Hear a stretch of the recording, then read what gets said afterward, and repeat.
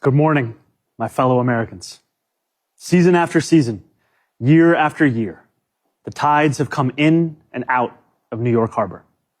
Long before the name New York had ever been spoken, Lenape dugouts crossed these currents.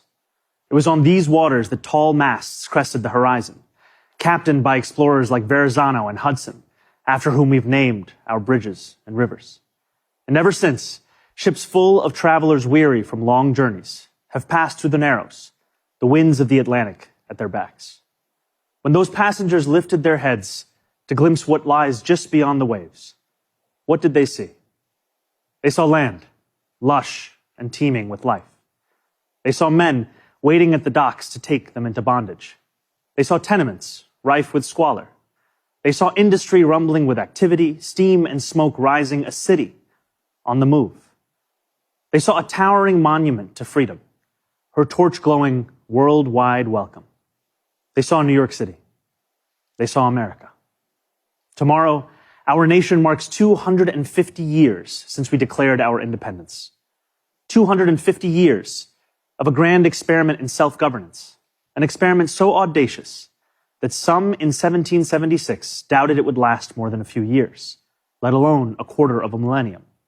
From Lexington to Los Angeles, Selma to Seneca Falls, Morrisania to Midwood, Americans will come together for a day, just as we do each year. Families will gather around the grill. Fireworks will fill the night sky. This will be no ordinary day of celebration.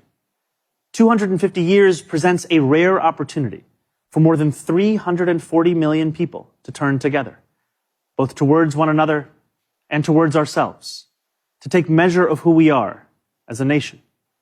When we look at America, what do we see?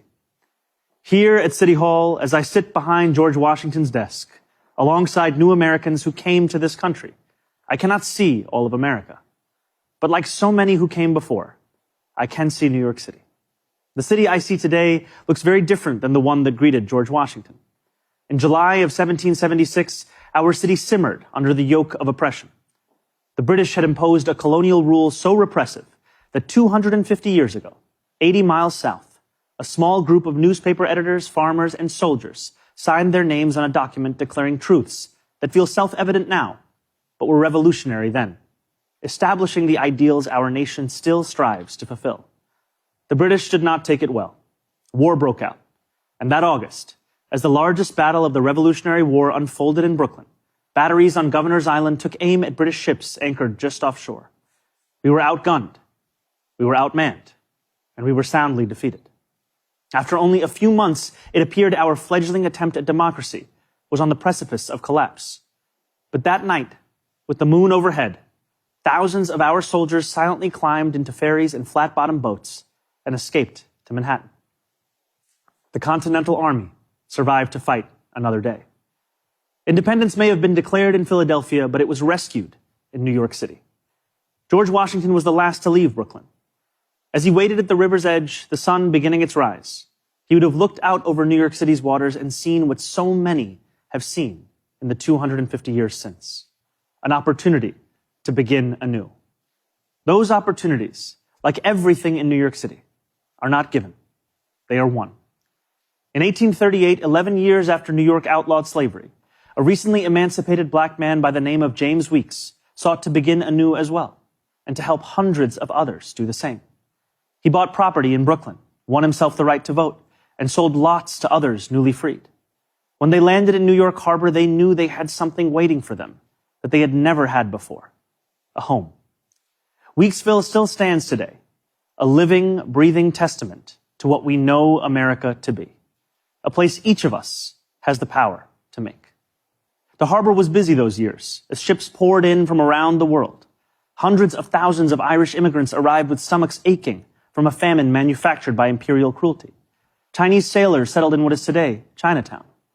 Millions more traveled under the Statue of Liberty and through Ellis Island. Jewish people escaping pogroms, Italians fleeing poverty, Syrians seeking economic opportunity. Each of these new arrivals peered through portholes onto a city that was changing as fast as the nation. They saw merchants peddling their wares on the docks, streets being laid out on a grid, buildings rising into the clouds. They could not yet see the nativism they would face, the jobs they would be refused, the landlords who would not rent to them, and the abject labor and living conditions they would withstand. But no matter how much smog hung over the harbor, they still saw an opportunity to begin anew. Over the years that followed, despite laws enacted by the federal government to bar their entry, despite sweatshop fires that killed hundreds of women, despite riots aimed at their very existence, immigrants made homes here in New York City, and they helped to make New York City. That legacy of every generation of Americans insisting that the right to life, liberty, and the pursuit of happiness extends to them too, is no relic of the past. It carried millions of Black Americans north during the Great Migration. It drew hundreds of thousands of Puerto Ricans to New York City after the Second World War. It invited countless others from the West Indies and South Asia and West Africa and across the world. And it is what brought my family to this city when I was 7 years old. My family did not arrive by boat, although we saw the Statue of Liberty from the window of the plane. Even from the air, we could make out the promise of America, the promise of the beautiful patriotic work of rendering America, year after year, a little more faithful to its founding ideals. There is a term so often used to describe our nation and those who have shaped it: American exceptionalism. American exceptionalism, the conventional wisdom tells us, makes our freedom a little more free, is how we dug the Erie Canal and irrigated the West, is why children in faraway lands grow up dreaming of one day moving here. And yet the irony is that the story of America has so often been written by those who were told by others with power and influence and wealth that they were anything but exceptional. For generation after generation, we have been told that when the world has sent its people to our shores, it has not sent its best. It sent Puritans and Sikhs and Quakers and Muslims and Jewish people who were banished for praying the wrong way, worshiping the wrong gods, angering the wrong people. It sent peasants and serfs from slums and shtetls who were treated as less because they hardly owned clothes, let alone land. It sent immigrants from whom power was something someone else had. We are told that America is exceptional because we are richer, stronger, more powerful than everyone else. The truth, my friends, is that America is exceptional because here, nothing is fixed into place.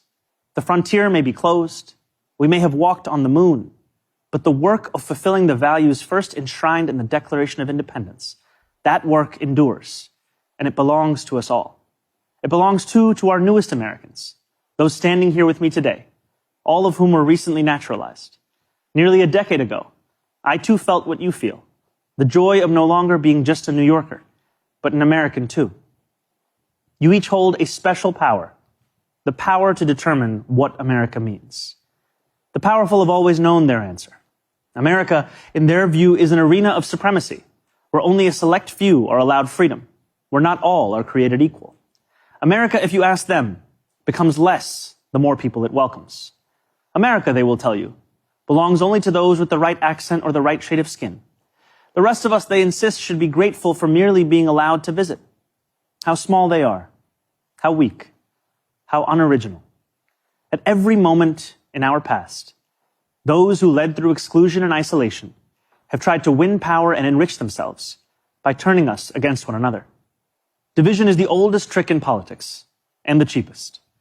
But time and again, including 250 years ago, those forces of division have been vanquished by the forces of progress. As Thomas Paine once wrote, "This new world hath been the asylum for the persecuted lovers of civil and religious liberty. Hither have they fled." And yet today, too many of our leaders do not believe in a vision of this nation as an asylum for the persecuted, but rather as one that persecutes those seeking asylum. As we mark 250 years, what do we see? We see a city of contradictions within a nation of contradictions. We see the wealthiest country in the history of the world, one where children go to sleep hungry while the world's first trillionaire hungers for more. We see monopolies that dominate every industry and oligarchs who buy elections. We see masked agents terrorizing our streets, eating food cooked by our undocumented neighbors before spiriting them away in unmarked vans. We see a nation whose immense wealth has been built by those with calloused, dirt-streaked hands, those who toil on factory floors and chisel into stone. And we see a nation that has allowed so much of that wealth to be held instead in the soft hands of a precious few. Yes, we see America in a health insurance industry that exploits the sick, but that is not all we see when we look for America. We see it too in the nurse who works a double shift and then stops on her way home to check on an ailing neighbor. Yes, we see America in corporate landlords for whom negligence is a business model.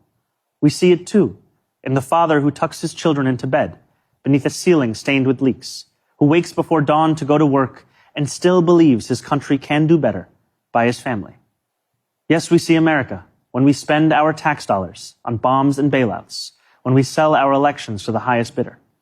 Yet we see it just as clearly in every American who still believes this country belongs to we, the people. We see America each time neighbors link arms with neighbors without asking how long they have lived here or what papers they have, as ICE invades our neighborhoods. We see America each time those young and old stand in the beating rain or the stifling heat to cast their ballots. We see America each time working people demand more, not just for themselves, but for their fellow Americans. There are some who respond to those who ask for more from America with a simple refrain. Love it or leave it, they say. But patriotism has never been about pretending our nation is without flaws. Patriotism is every act of righteous dissent. It is every march led under the heavy sun. It is every protest held a decade before its time. It is precisely because we love this nation that we will not leave it. After all, who loves America more than those who have sacrificed so much to make it free? Today, I think not only of the 4th of July, I think too of the 9th of July.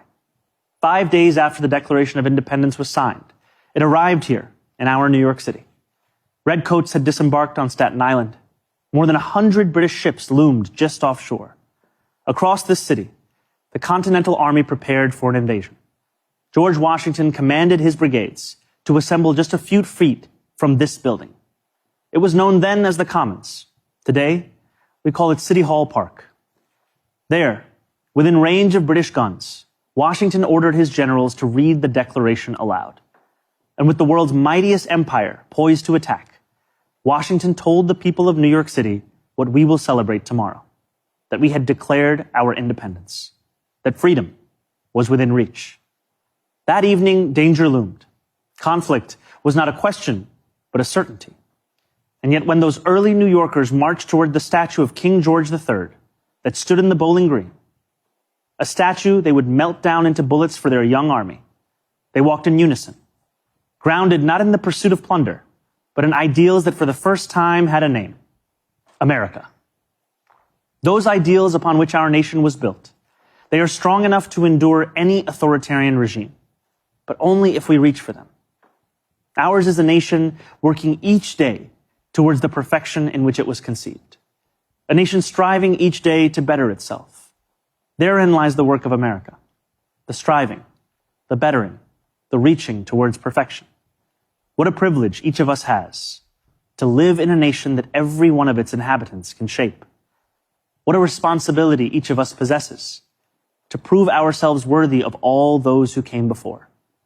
What power each of us holds to bring America ever closer to the greatness so many have seen when they looked upon these shores, the greatness that for 250 years has been America. Thank you. God bless America. God bless New York City, and happy 4th of July.